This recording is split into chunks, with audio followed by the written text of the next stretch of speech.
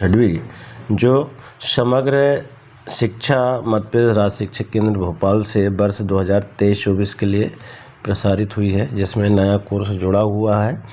तो इस नए 8 गेट अभ्यास पुस्तक से आप अपनी वार्षिक परीक्षा की तैयारी जो है अच्छे से कर सकते हैं।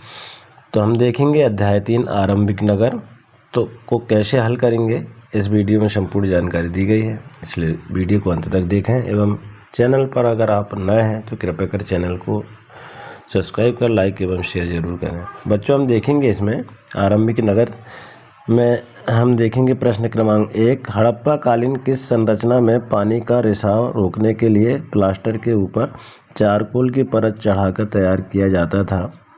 तो इसके लिए हम देखेंगे 4 ऑप्शन दिए हुए हैं। ए में नगर दुर्ग, बी में महान स्नानागार, सी में अग्निकुंड और डी में कुआं।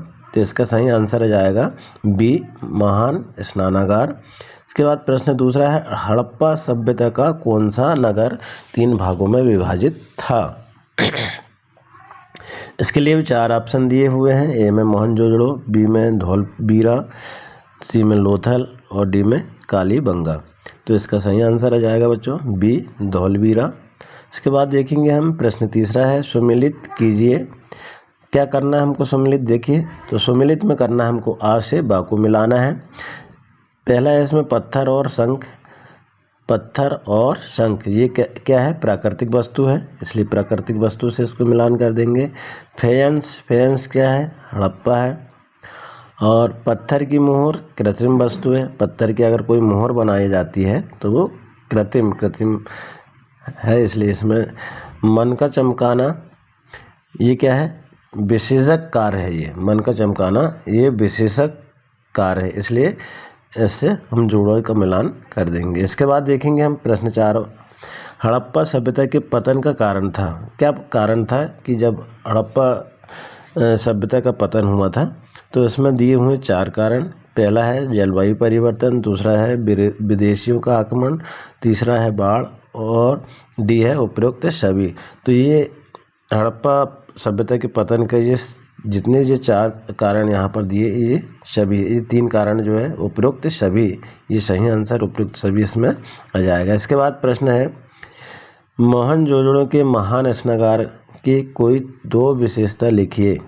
अब 2 विशेषता देखिए आप यहाँ पर उत्तर में हम देखेंगे। नंबर 1, मोहनजोदड़ो की महान स्नानागार को बनाने के लिए ईंट और प्लास्टर का इस्तेमाल किया गया था। नंबर 2, इनमें पानी का रिसाव रोकने के लिए प्लास्टर के ऊपर चारकोल की चढ़ाई कहते हैं अपन, जो है की गई थी। चारकोल उसमें लगाया गया था। इस प्रकार से ये 2 कारण हम लिख देंगे। इसके बाद प्रश्न है अगला है, हड़प्पा के नगरों से पुरातात्विक को कौन कौन सी चीज़ें प्राप्त हुई। तो कौन कौन सी चीज़ें प्राप्त हुई, अब देखिए आप यहाँ पर हम कौन कौन सी चीज़ें प्राप्त हुई। हड़प्पा के नगरों से पत्थर, तांबे, कांसे, सोने और चांदी से बनी वस्तुएं प्राप्त हुई। इस तरह से हम इसमें लिख देंगे। इसके बाद अगला प्रश्न है, हड़प्पा कालीन नगरीय व्यवस्था की कोई 3 विशेषता लिखिए। इसमें हमको 3 विशेषता लिखना है। नंबर 1, सड़क व नाली निर्माण। नंबर 2, व्यवस्थित सामाजिक जीवन व्यवस्था। नंबर 3, रहन सहन व मनोरंजन के साधन। ये 3 नगरीय व्यवस्था थी। इसके बाद देखें हम अगला प्रश्न है, हड़प्पा कालीन नगरीय जीवन का संक्षेप में वर्णन कीजिए। अब संक्षेप में हमको वर्णन करना है, तो इसमें हम हड़प्पा काल के लोगों की जल निकासी व्यवस्था बहुत व्यवस्थित और विकसित थी। हर घर में नालियाँ थी जो गली की नाली से जाकर के मिलती थी। इस तरह जल निकासी हो जाती थी। अगला प्रश्न देखें हम बच्चों, तो इसमें है कच्चा माल। कच्चा माल किसे कहते हैं, कोई 2 उदाहरण लिखिए। उत्तर देखेंगे हम इसमें, कच्चा माल उन मूल द्रव्यों को कहते हैं जिनका उपयोग विविध शिल्पों में उत्पादन कार्य के लिए होता है। उदाहरण के लिए चीनी मिल के लिए गन्ना, वस्त्र उद्योग के लिए रुई, ये कच्चा माल है। इसके बाद अगला प्रश्न है हमारा, अगला प्रश्न में हम देखेंगे तो हड़प्पा सभ्यता के लोग कौन कौन से खनिज धातु से परिचित थे, उनका आयात वे किन प्रदेशों से करते थे। तो इसके लिए हम देखें उत्तर, हड़प्पा सभ्यता के लोग तांबे, टीन, कांसे और सोने की धातु से परिचित थे। वे इनका आयात गुजरात, ईरान और अफगानिस्तान से करते थे। तो इस तरह से हम इसके उत्तर को लिख देंगे। अगला प्रश्न है, आरंभिक नगर के लोग भोजन में कौन कौन सी चीज़ों का उपयोग करते थे। अब कौन कौन सी चीज़ों का उपयोग करते देखें हम। आरंभिक नगर के लोग भोजन में गेहूँ, जौ, दालें, मटर, धान, तेल और सरसों का उपयोग करते थे। इस तरह से हम इसके उत्तर को लिख देंगे। अगला प्रश्न है हमारा, हड़प्पा सभ्यता की कृषि एवं पशुपालन के बारे में प्राप्त जानकारी का वर्णन कीजिए।